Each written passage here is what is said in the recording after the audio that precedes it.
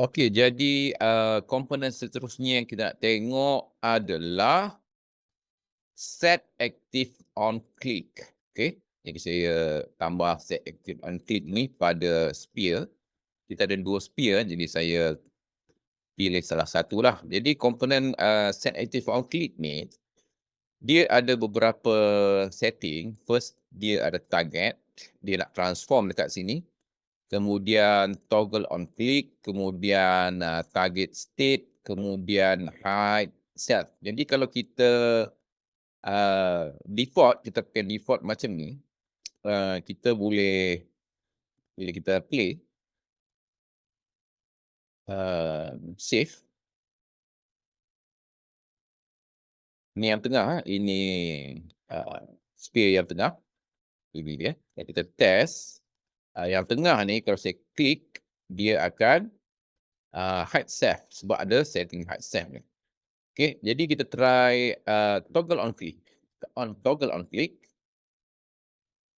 Kita say play.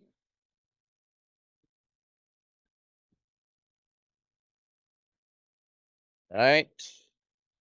Click. Okay, bila kita ada toggle on click, dia tak boleh dia deactivatekan hide self ni. Okay. Jadi dia perlukan objek untuk dia toggle on click. Contoh dia kita nak sphere yang nombor 2. Okay. Jadi saya masukkan sphere nombor 2 tu. Ya. Jadi saya boleh save.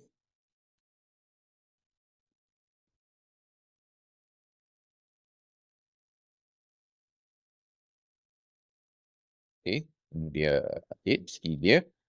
So kalau saya klik ni, dia akan hidekan yang ni, kemudian kita boleh toggle macam tu lah. Klik, toggle, on, off, on, off. Okay. Macam mana pula kita nak objek ni, dia sembunyi. Okay, saya tak nak buat, ni lah saya pakai box ni. Saya buka box. Jadi saya pindahkan dia punya target tadi pada box. Cube ni Cube. Jadi macam mana kita nak buat supaya saya nak letak warna lah pada cube ni. Sebab cube ni dia,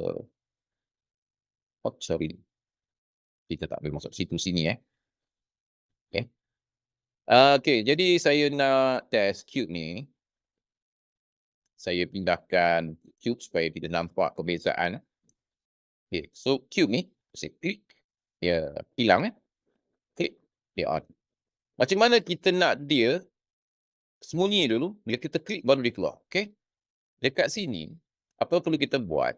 Pada cube ni, kita kena tambah satu komponen pada dia, iaitu hide on start. Okay. Jadi, hide on start ni, maksud dia bila kita run, dia start je, dia akan hide objek yang ada hide on start ni. Okay. So, kita test.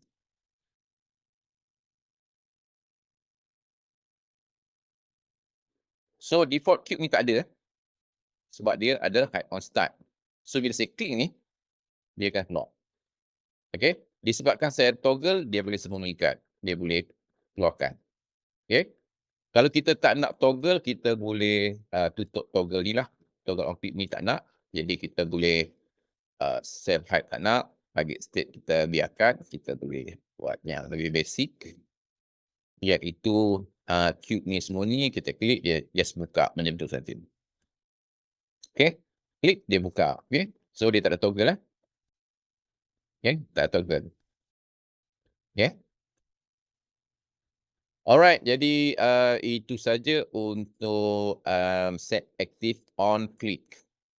Okay, terima kasih.